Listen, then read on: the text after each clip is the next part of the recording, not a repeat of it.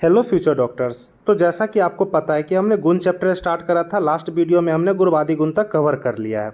इस वीडियो में हम परादी गुण के बारे में पढ़ेंगे, शब्दादी गुण के बारे में पढ़ेंगे, आध्यात्मिक गुण के बारे में पढ़ेंगे और इस तरह से हमारा गुण चैप्टर एंड हो जाएगा। तो आइए हम परादी गुण से स्टार्ट करते हैं। परादी गुण हमारा 10 होता है। सबसे पहला परादी गुण है हमारा परगुण। परगुण को समझते हैं। पर का मतलब होता है सुपीरियर। परत्व अर्थात प्रधानता या उत्कृष्टता। परत्व का मतलब होता है प्रधानता या उत्कृष्टता, जो श्रेष्ठ होगा। एक ही जाति के असंख्य पदार्थ द्रव्य में जो प्रमुख और उत्कृष्ट होता है उसे पर या श्रेष्ठ कहते हैं। अब इसको समझते हैं। एक ही जाति में, जैसे गाय है तो गाय का एक अपना जाति है, मनुष्य का एक अपना जाति है, द्रव्य का एक अपना जाति होगा, इसी तरह पदार्थ का एक अपना जाति होगा। तो पदार्थ में या फिर द्रव्यों में अपने जाति में जो श्रेष्ठ होगा, जो सुपीरियर होगा, जो श्रेष्ठ होगा उसको हम पर बोल देंगे या सुपीरियर बोल देंगे। इसका हम इम्पोर्टेंस या यूज देखेंगे, उपयोग देखेंगे कि चिकित्सा में कैसे होता है। चिकित्सा शास्त्र में पर का प्रयोग देश, काल, आयु, मान, पाक, वीर्य और रसादी के संबंध से किया जाता है। इसको समझते हैं। चिकित्सा शास्त्र में पर का प्रयोग देश, अब देश में भी श्रेष्ठ जो देश होगा उसको हम पर बोल देंगे। काल में जो श्रेष्ठ काल होगा, जैसे विसर्ग काल हमारा श्रेष्ठ होता है, इसको हम पर बोल देते हैं। इसी तरह आयु, मान, पाक, वीर्य और रसादी से संबंध में जो भी श्रेष्ठ होगा उसको हम पर बोल देंगे। काल में देखें तो विसर्ग काल हमारा श्रेष्ठ होता है। वय में देखें तो तरुण या युवा अवस्था हमारा श्रेष्ठ होता है, इसको हम परगुण बोल देते हैं। नेक्स्ट परादी गुण है हमारा अपरत्व गुण। परत्व गुण से विपरीत अपरत्व है। पर को हमने समझा, पर को हम परत्व बोल देते हैं। उसका जस्ट विपरीत, उसका जस्ट उल्टा, वहाँ पे प्रधान था, यहाँ पे हमारा अप्रधान होगा, तो उसको हम अपरत्व बोल देंगे। अपनी जाति में जो अप्रधानता था, हीन होता है, उसे अपर कहते हैं। इजली समझ में आ रहा होगा आपको।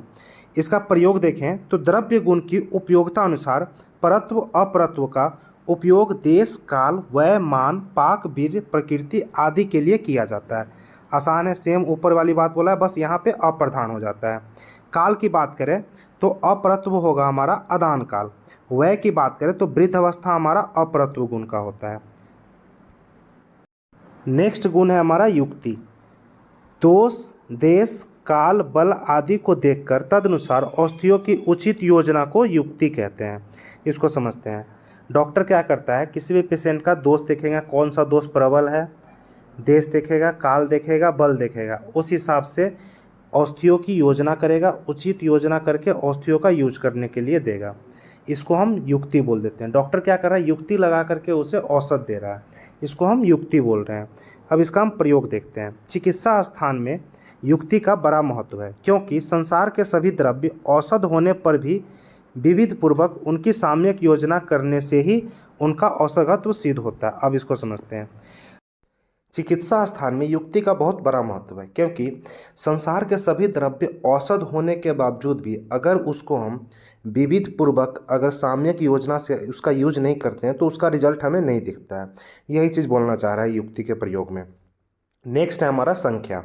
सामान्य अर्थ में संख्या से गणित अर्थात गिनती समझा जाता है, अर्थात 1, 2, 3 आदि संख्या है। ये आपको समझ में आ रहा होगा। आगे है इसका प्रयोग। दोष, विकार एवं द्रव्य के भेद संख्या के द्वारा ही व्यक्त किए जाते हैं, जैसे 3 दोष, 5 कषाय आदि। इसी तरह आपको समझ में आएगा। रस की बात करें तो 6 रस होते हैं, तो संख्या से ही हमें पता चलता है 6 रस है, तो आपको इजीली समझ में आ रहा होगा। अब देखते हैं संयोग। संयोग, दो या दो से अधिक द्रव्यों के परस्पर मिलन को संयोग कहते हैं। जब दो द्रव्य मिलता है तो उसको हम संयोग बोल देते हैं। इसका प्रकार देखें तो नित्य संबंध, अनित्य संबंध और अन्य प्रकार भी है। नित्य संबंध को देखते हैं। द्रव्य का उसके गुण और कर्म के साथ जो संबंध होता है उसे समवाय कहते हैं, जो नित्य है। समवाय संबंध से क्या होता है, एक है तो दूसरा भी रहेगा, एक नष्ट होगा तो दूसरा भी नष्ट हो जाएगा, तो ये नित्य संबंध कहलाता है। अनित्य संबंध, एक द्रव्य का दूसरे द्रव्य के साथ जो संबंध होता है वह अनित्य है, उसे संयोग कहते हैं। संयोग के अन्य प्रकार इसमें देखेंगे। द्वंद्वज कर्म, लड़ते हुए भेड़ों का टकराना या मिलना। दो भेड़ आपस में लड़ रहे हैं, टकरा रहे हैं, इसको हम बोल देते हैं द्वंद्वज कर्म। सर्वकर्मज, सर्व मतलब सभी कर्मज, बहुत सारे तिलों का संयोग, बहुत सारे तिलों का संयोग होगा, इसको हम बोल देंगे सर्वकर्मज। एक कर्मज, एक कौवा है, एक वृक्ष है, दोनों का जब संयोग होगा इसको हम एक कर्मज बोल देंगे। विभाग, अब देखते हैं विभाग। संयुक्त मतलब जुड़ी हुई वस्तु का अलग होना विभाग कहलाता है। कोई वस्तु पहले से जुड़ा हुआ है उसको हम अलग कर दिए, उसको हम विभाग बोल देते हैं। इसका प्रकार देखेंगे तो द्वंद्वज कर्मज, सर्वकर्मज और एक कर्मज। द्वंद्वज कर्मज को समझते हैं, लड़ते हुए भेड़ों का अलग होना, दो भेड़ लड़ रहे हैं उसको हम अलग कर दिए, इसको हम द्वंद्वज कर्मज बोल देंगे। सर्वकर्मज में तिलों से तेल का अलग होना, अब तिल का हम तेल निकाल रहे हैं तो तिल का पृष्ठ भाग जो होगा एक साइड होगा और तेल हमारा एक साइड होगा, मतलब हम तेल का विभाग कर रहे हैं उससे। एक कर्मज में देखें कौवे का वृक्ष से अलग होना, कौवे है उसको वृक्ष से अलग कर रहे हैं तो इसका ये हमारा एक कर्मज हो गया। अब देखेंगे पृथक्कत्व, यह इससे अलग है, इस ज्ञान को पृथक्कत्व कहा जाता है। एक द्रव्य से दूसरे द्रव्य को पृथक करने वाला जो गुण है उसे पृथक्कत्व कहते हैं। अब इसको समझते हैं, एक एग्जाम्पल लेते हैं। जैसे हम चावल से कंकर को अलग कर रहे हैं, मतलब कंकर को हम उससे पृथक कर रहे हैं, तो ये हमारा पृथक्कत्व कहलाता है। इसी तरह हम द्रव्य से समझेंगे, जैसे हम हरितकी से अम्लकी भिन्न है, हरितकी और अम्लकी में बहुत सारी भिन्नता है, ये हमारा पृथक है तो मतलब अलग अलग है। तो इस तरह से आपको पृथक्कत्व समझ में आ रहा होगा। अब इसके प्रकार देखते हैं, तो प्रकार है इसके असंयोग लक्षण, वैलक्षण रूपता, अनेक रूपता। नेक्स्ट परादी गुण है हमारा परिमाण। परिमाण को हम मापना या तौलना भी बोल देते हैं। सामान्य भाषा में माप व तौल का ग्रहण होता है, परिमाण से हमारा मापना या तौलना का ग्रहण होता है। इसका प्रकार देखें तो एक तो पात्र है, दूसरा हमारा तुलामान है। पात्र में क्या है, ये हमारा इतना इंपॉर्टेंट नहीं है प्रकार, इसको बस समझ लेंगे। यह नित्य द्रव्य से नित्य तथा अनित्य द्रव्य से अनित्य होता है। तुलामान में देखेंगे तो यह भी नित्य और अनित्य दो प्रकार का होता है। परिमाण से बस इतना समझिए, मापना या तौलना, जैसे बोल देते हैं 1 लीटर दूध, 1 लीटर तेल, तो ये हमारा मापना है, माप है। तो इस तरह से आपको परिमाण समझ में आ रहा होगा। अब आगे देखते हैं संस्कार। गुणों का अंतर्धान करना ही संस्कार कहा जाता है। संस्कार को क्या बोलते हैं, गुणों का अंतर्धान करना, मतलब गुणों में वृद्धि कराना। कोई भी द्रव्य है नॉर्मल अगर हम उसको यूज कर रहे हैं तो उसका बेनिफिट कम दिख रहा है, वही अगर उसको हम मान लेते हैं कि घी के साथ भर्जन कर दिए तो उस द्रव्य का भी गुण होगा और साथ में घी का भी गुण होगा, तो इससे क्या होगा, उसके गुण में वृद्धि आएगी। इससे क्या हो जाएगा, गुण में अंतर्धान हो जाएगा, मतलब गुण में वृद्धि करना, यही हमारा संस्कार कहलाता है। गुणों में वृद्धि कराना ही संस्कार कहलाता है। जिन द्रव्यों में जो गुण स्वभावतः नहीं पाए जाते हैं उन गुणों को उन द्रव्यों में संस्कार के द्वारा लाया जाता है। अब आपको समझ में आ रहा होगा, कोई द्रव्य उसमें अगर वो गुण नहीं पाए जा रहे हैं उसको हम अगर संस्कार के द्वारा उसमें हम इंटर कराते हैं, मतलब संस्कार के द्वारा हम उसको सिद्ध करते हैं, तो उससे क्या हो जाएगा, उसके गुण में अंतर्धान हो जाएगा, गुण में वृद्धि हो जाएगी। यह संस्कार जल, अग्नि, सन्निकर्ष, मंथन, देश, काल, भावना आदि पात्र में रखने से होता है। अब इसको समझते हैं, ये संस्कार कैसे होता है। एक तो जल के द्वारा हो सकता है, अग्नि से मान लेते हैं अग्नि सन्निकर्ष देंगे तो उससे हो सकता है, संसर्ग से हो सकता है, मंथन मतलब मथने से हो सकता है, देश, काल, भावना और पात्र में रखने से होता है। जैसे बोलते हैं हिमालय प्रदेश की औषधि बहुत ही मतलब गुण वाली होती है। इससे क्या होता है, हैबिटेट चेंज हो रहा है उसका, गर्म जगह पे जो औषधि होगा वो थोड़ा कम इफेक्ट दिखाएगा। यही हमारा हिमालय के जो औषधि होंगे उसमें क्या होता है, हिमालय वहाँ के हैबिटेट की वजह से उसमें गुणांतर्धान हो रहा है, गुणों में वृद्धि हो रही है, इसलिए हमारे हिमालय एरिया का जो द्रव्य होता है वो हमारा ज़्यादा बेनिफिशियल देखने को मिलता है। तो इस तरह से ये हमारा संस्कार हो गया। नेक्स्ट है हमारा अभ्यास। इस तरह से हमारा ये लास्ट परादी गुण है। किसी भी द्रव्य का निरंतर सेवन करना अभ्यास कहलाता है। अब जैसे अभ्यास का मतलब क्या, अगर रोज़ हम एक ही चीज़ को रोज़ रोज़ रोज़ कर रहे हैं तो वो हमारे अभ्यास में आता है, डेली रूटीन में आ जाता है। प्रयोग देखें, किसी भी द्रव्य का लंबे समय तक निरंतर सेवन करने से लाभ तथा गुणों की प्राप्ति होती है। अब आपको समझ में आ रहा होगा ये। इस तरह से हमारा ये परादी गुण खत्म हो गया। नेक्स्ट देखेंगे हम आध्यात्मिक गुण। आध्यात्मिक गुण हमारे 6 होते हैं, सुख, दुख, इच्छा, द्वेष, बुद्धि और प्रयत्न। इसमें हम इच्छा समझते हैं। इच्छा से आपको समझ में आ रहा होगा, जैसे कि कोई भी वस्तु को लेने की इच्छा होती है, ये हमारा क्या है, इच्छा है। जैसे किसी को कार लेना होगा तो ये उसकी इच्छा है। किसी भी विषय में आसक्ति, राग तथा अनुरक्ति मतलब प्रेम जागृत होती है, उसे इच्छा कहते हैं। अब आपको समझ में आ रहा होगा। नेक्स्ट है हमारा द्वेष। द्वेष मतलब होता है जेलसी। किसी से द्वेष करना, ईर्ष्या करना। दुख वेदना के कारण विषयों के प्रति जो विराग होता है उसे द्वेष कहते हैं। वेदना के कारण विषयों के प्रति जो विराग होता है उसे हम द्वेष कहते हैं। अब किसी के पास कार है और किसी के पास नहीं है, मतलब वो उससे द्वेष हो रहा है, ईर्ष्या कर रहा है, इसको हम द्वेष बोल देते हैं। नेक्स्ट देखते हैं सुख। सुख से आपको समझ में आ रहा होगा, आत्मा मन इंद्रियार्थ के सन्निकर्ष से जो अनुकूल होता है वह सुख है। अब कोई भी चीज़ आपके अनुकूल हो रहा है उसको वो हमें सुख की अनुभूति दे रही है, उसको हम सुख बोल देते हैं। इसी तरह दुख है, आत्मा मन और इंद्रियार्थ के सन्निकर्ष से जो प्रतिकूल फल प्राप्त होता है वो हमारा दुख है। अब आपके अनुकूल नहीं हो रहा है, यहाँ प्रतिकूल हो रहा है, तो ये हमारा दुख का कारण होता है, इसीलिए हम इसको दुख बोल देते हैं। नेक्स्ट है प्रयत्न।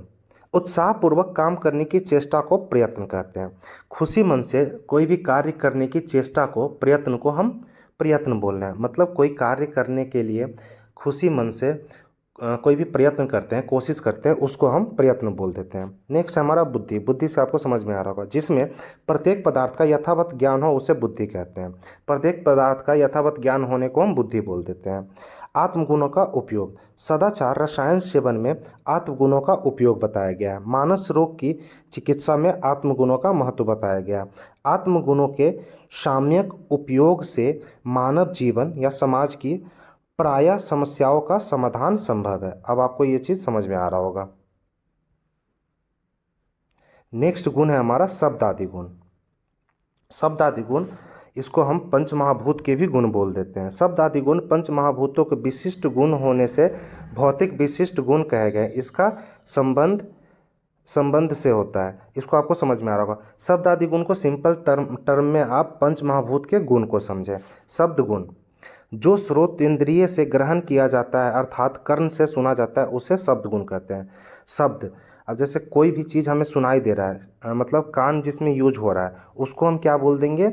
शब्द बोल देंगे। यह आकाश महाभूत का विशेष गुण है और ये आकाश का गुण होता है। स्पर्श गुण देखेंगे, जो स्पर्श से ग्रहण किया जाता है, जैसे त्वचा के संपर्क से अगर कोई ज्ञान होता है उसको हम स्पर्श गुण बोल देते हैं। यह वायु महाभूत का विशेष गुण है।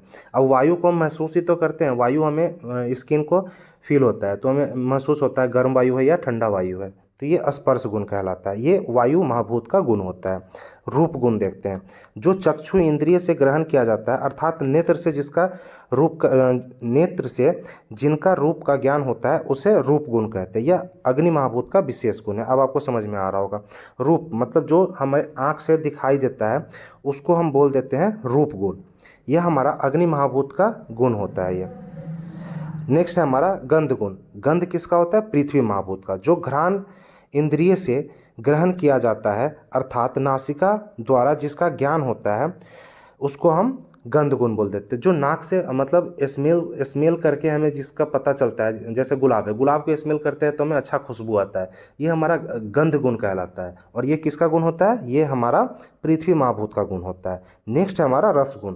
जो रासना इंद्रिय से मतलब टंग से ग्रहण किया जाता है अर्थात जीहा से जिसका ज्ञान होता है उसको हम रसगुण बोल देते हैं। अब मान लेते हैं आपने खट्टा आम खाया, तो खट्टा आम का आपको अनुभूति टेस्ट लेने के बाद ही पता चला ये खट्टा है, तो इससे रासना का ज्ञान हो रहा है। रासना से हमें ये इसका ज्ञान हो रहा है, इसको हम रसगुण बोल देंगे। यह जल महाभूत का विशेष गुण है। अब इसका महत्व देखते हैं। शब्द गुणों का महत्व। प्रत्यक्ष ज्ञान में शब्द आदि गुणों का विशेष स्थान है। प्रत्यक्ष ज्ञान में शब्द आदि गुणों का विशेष स्थान है। शब्द आदि गुणों के हीन मिथ्या योग और अति योग से व्याधि उत्पन्न होती है। अब इसको समझते हैं।